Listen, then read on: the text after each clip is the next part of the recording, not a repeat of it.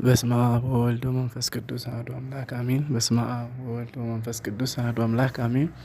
በስመ አብ ወወልድ ወመንፈስ ቅዱስ አሐዱ አምላክ አሜን። የተከበራችሁ ኦርቶዶክሳውያን ሁላችሁ በመላው ዓለም የምትገኙ እናት አባቶቼ፣ እህት ወንድሞቼ በልዑል እግዚአብሔር ስም እንደምን ዋላችሁ? እንደምን አዳራችሁ? እንደምን እስከ ሰዓት ድረስ ቆያችሁ? አሜን። የአባቶቻችን አምላክ ልዑል እግዚአብሔር ስሙ ዛሬም ዘወትርም የተመሰገነ ይሁን። እናታችን ድንግል ወላዲተ አምላክ ቅዱሳን ጻድቃን ሰማዕታቱ ሁሉ እንደ ተሰጣቸው ጸጋና ክብር መጠን ሰላም ይድረሳቸው፣ በረከታቸው ይደርብን። በእውነት አንዲት አጠር ያለች መልእክት ላስተላልፍላችሁ ብዬ ነው። ምናልባት ያው በዚህ በቴሌግራም ብቻ የምትከታተሉ እህት ወንድሞች አላችሁ፣ ዩቲዩብ የማትጠቀሙ ማለት ነው። ስለዚህ እዛ ላይ ያስተላለፍኩትን መልእክት አንዳንዶቻችሁ ቀጥታም ስልክ ላይ እየደወላችሁ ጠይቃችሁኝ ስለነበር እሱን ያው ግልጽ ለማድረግ ያህል ነው። አንድ ሁለት ነጥቦችን የመጀመሪያው እንግዲህ አዋጅ ብለን እናውጅ ይሆን? ያው በተደጋጋሚ እንግዲህ ብዙ ጊዜ በስብከቱም በምኑም ብዙ ተነግሮናል። በመልእክትም ትልልቆቹ መምህራን ብዙ መልእክት አስተላልፈውልናል፣ ብዙ አስተምረውናል። እንደው ቢሆን ብዬ እመኛለሁ በእውነት የዚህ አሁን የፊታችን እንግዲህ የሚመጣውን ትንሣኤ እግዚአብሔር ለዛ ካበቃን ካደረሰን ቤተክርስቲያን በአዋጅ ሁሉም ልጆቿ በአዋጅ ቅዱስ ቁርባን እንዲቀበሉ በእውነት ለንስሐ አዘጋጅታ እንደው በየአጥቢያ ተሰልፋችሁ በእንደ አዋጅ ብታውጀው ብዬ እመኛለሁ በእውነት። አንዳንዴ ቁጭ ብዬ ሳስብና እንደዛ እመኛለሁ በእውነት። እና እባካችሁ እንደው እህት ወንድሞቼ፣ እናት አባቶች እንደው እናንተን ለመምከር ሳይሆን ለማስታወስ ያህል ለመጨረሻ ጊዜ የትንሣኤው ዕለት ያቺ ዕለት ቁርባን ባታልፈን እንደው የምሴተ ሐሙሱን ጨምሮ ማለት ነው። የዚህ ዓመት ኦርቶዶክሳውያን ግድ የላችሁም፣ ዝም ብለን አይደለም አሁን ይህን የምንለው።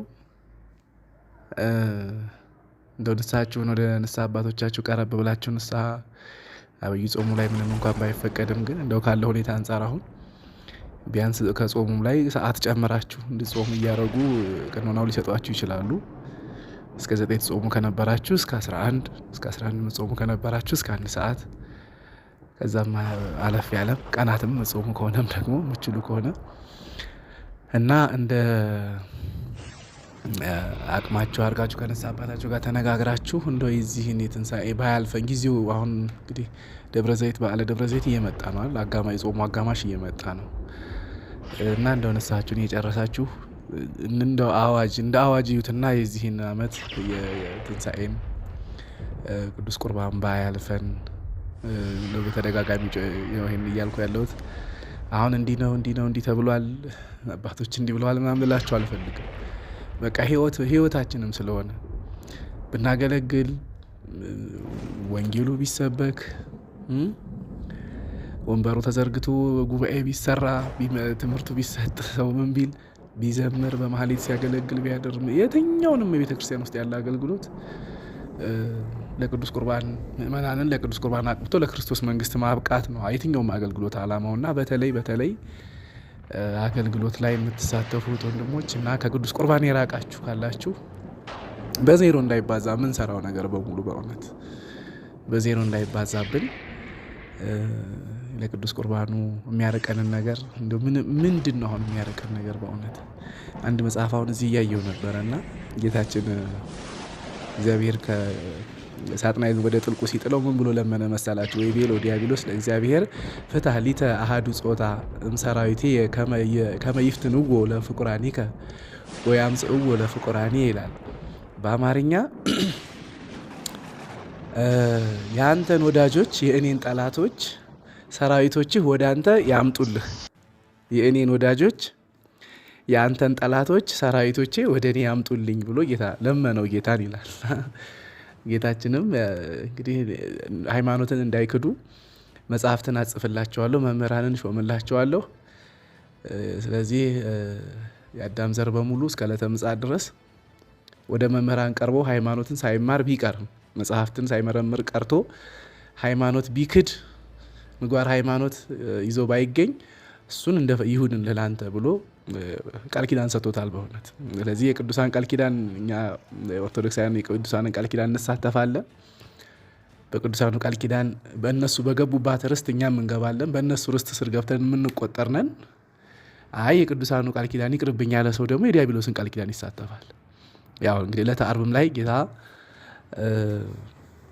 እንግዲህ መጨረሻ ላይ አምላኬ ለምን ተውከኝ ካለ በኋላ እንዳስለመደው አይ ይሄስ እንግዲህ በዮርዳኖስ ሰማያዊ አባቱ የምወደው ልጄ ይህ ነው እርሱን ስሙ ብሎ ሲመሰክር የባህሪ ሕይወቱ እግዚአብሔር መንፈስ ቅዱስ በርግብ አምሳል ሲገለጽ ሳየው በደብረ ታቦርም ያንኑ ሁኔታ ሲያይ ሰማያዊ ነው እያለ ሲፈራ ሲንቀጠቀጥ ነበርና እዛች ዕለተ ዓርብ ላይ ግን ይህስ አምላኩን የሚጣራ ርቁ ብእሲ ነው ብሎ ሎቱ ስብሐት እንዳስለመደው ነፍሳትን ስጋቸውን በመቃብር ነፍሳቸውን በሲኦል ያግዛልና እንደለመደው ያኔ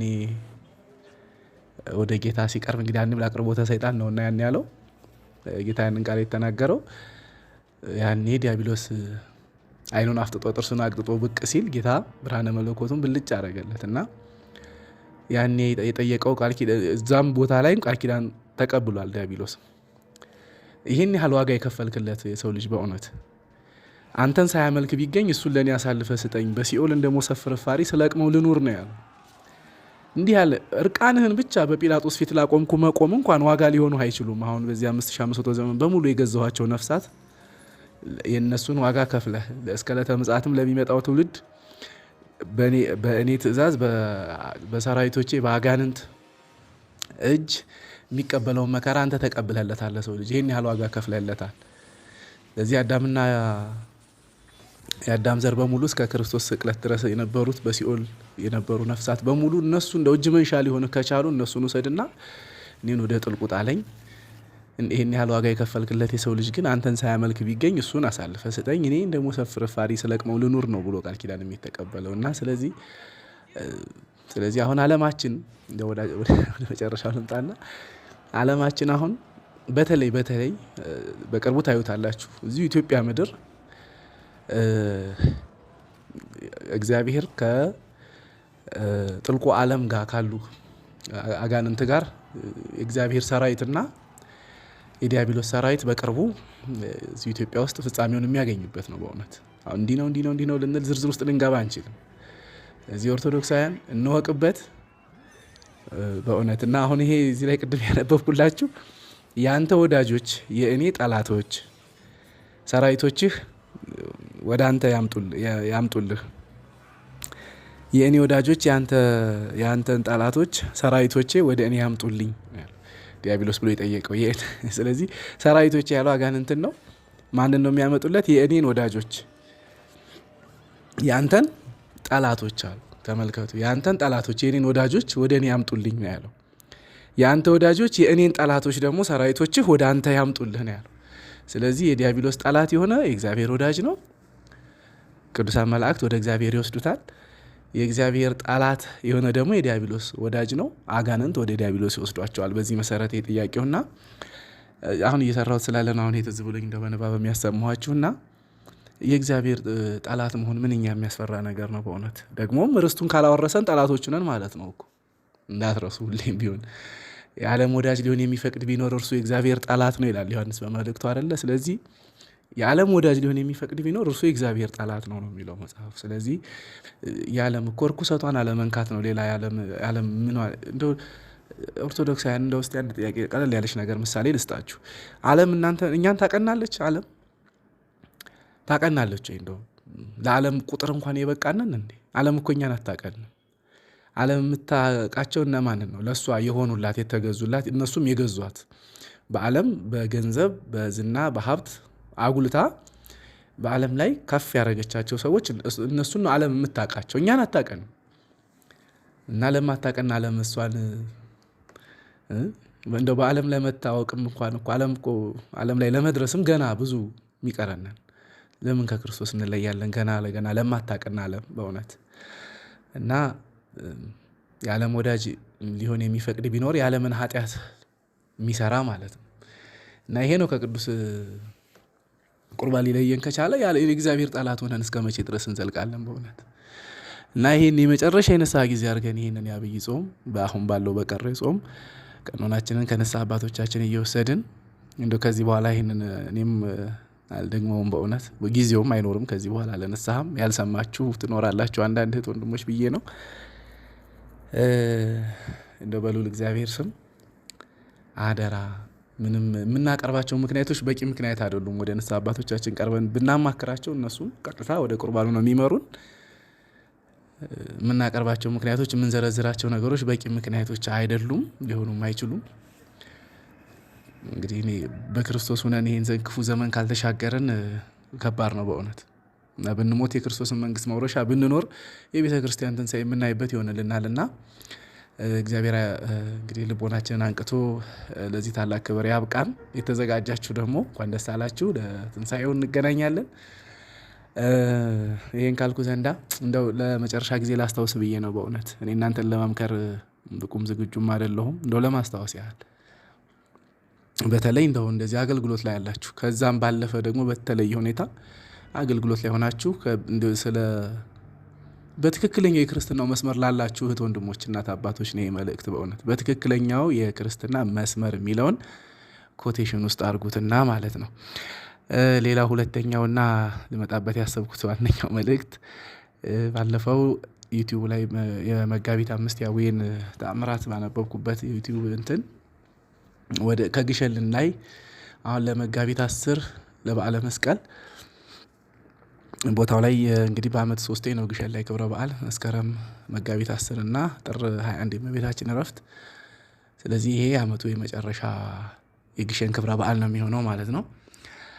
5 አባቶች ከተለያዩ ገዳማት ደውለው ወደ ግሸን ለበዓሉ የምትመጣ ወይ የሚመጣ ሰው ካለ በትልክልን ብለው መጽሐፉን በተማጽኖ ጠይቀዋል። ለነዛ ለ5 አባቶች በአጋጣሚ አንዲት እህት በምችለው ወስደዋለሁ የነሱ ብላ ስላለችኝ ያ ማለት ግን ለእሷም ነግሬያታለሁ። 5ቱ ደውለው ቀጥታ አምጣልን ብለው ያዘዙኝ ናቸው። እንግዲህ ለእነሱ እዛ ስሰጥ ሌላው ደግሞ የሚመጣ ባለፈው መስከረም ላይ እኛን አባት አይታቸዋል አይደል? መጽሐፉን አቅፈው እንደ እምቦሳ ጥጃ ሲዘሉ የነበሩት ምጸልይበት መጽሐፌን ጠፍቶብኝ ሌባ ወስዶብኝ ነበረ። እንደሆነ ሰው ሲሰጠኝ ደግሞ አይቻለሁና ለካ ይሄ ሊሰጠኝ ነው እግዚአብሔር ብለው ታቅፈው እንደ እምቦሳ ሲዘሉ ትልቅ ሀብተ ፈውስ ሁሉ ያላቸው አባት ናቸውና ይሄ ከላይ አሁን በፎቶ የምታያቸው የዚህ እኔን ፊት በከለር ቀብቼ መልካ ጉባኤውን ይዘው ያያቸዋቸው ግሸን ላይ መስከረም 21 በአሁኑ ከተለያየ ገዳም የመጡ ናቸው። እነሱ የተሰጣቸው ናቸው። 5ቱ ደውለው አምጣ ያሉኝ ናቸው እንጂ የሚያስፈልጋቸው 30 40 ሊሆኑ ይችላሉ። እኔም መውሰድ የምችለውን ያህል ወስዳለሁ። ስለዚህ መላክ የምትችሉ እህት ወንድሞች ዋጋውን ይሄን ያህል ላላችሁም በምትችሉት ካልቻላችሁም ስመ ክርስትናችሁን ጽፋችሁ ዝም ብለህ በዚህ ስም አድርገህ ስጥልኝ በሉኝ፣ እኔ እሰጥላችኋለሁ። በመንፈሳዊ ህይወታችሁ አንዳንድ እንከን ያለ እንደው ችግርም ፈተና ውስጥ ያላችሁ እህት ወንድሞች ካላችሁ ስመ ክርስትናው ተጽፎ ለገዳማውያን አባቶች ቢሰጥ እና ቢጸልዩላችሁ የተሻለ ይሆናል።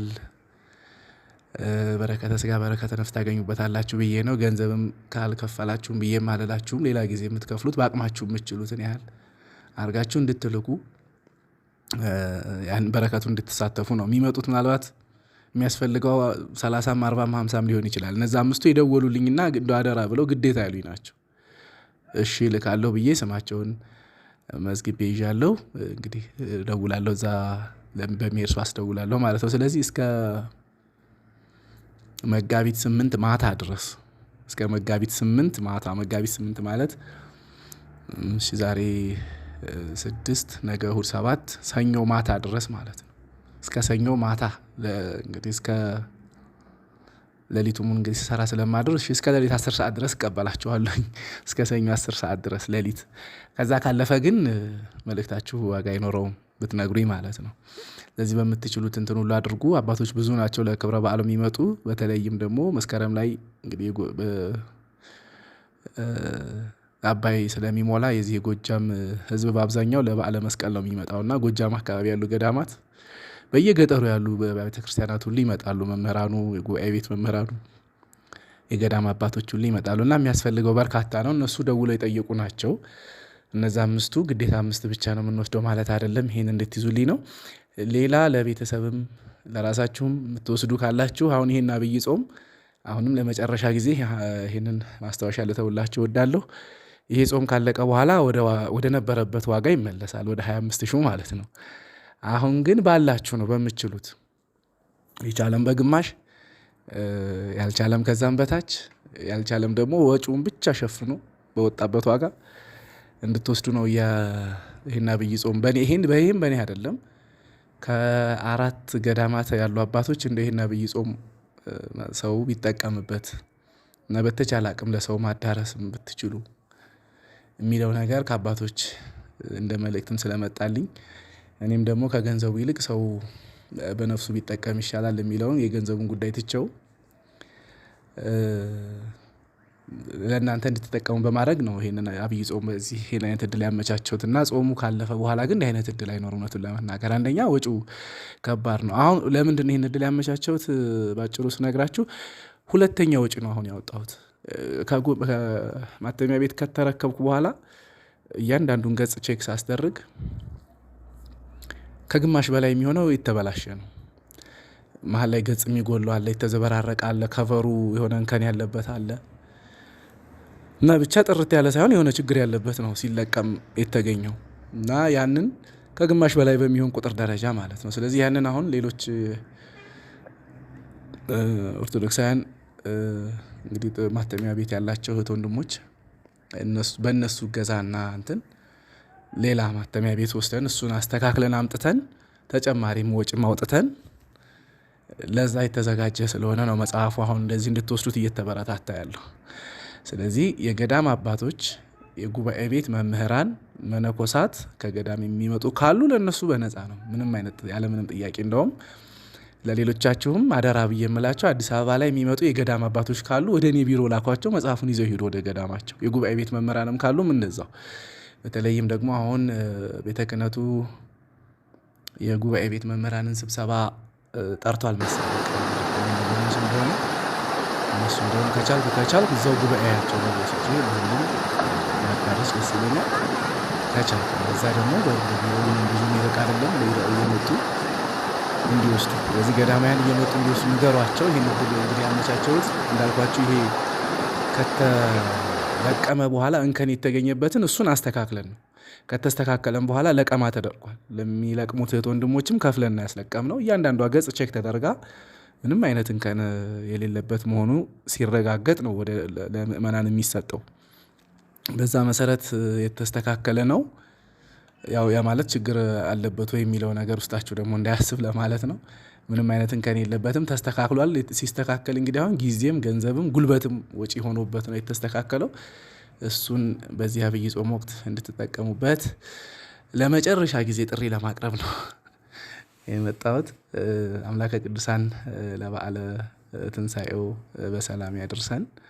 ወስብሐት ለእግዚአብሔር ወለወላዲቱ ድንግል ወለመስቀሉ ክቡር።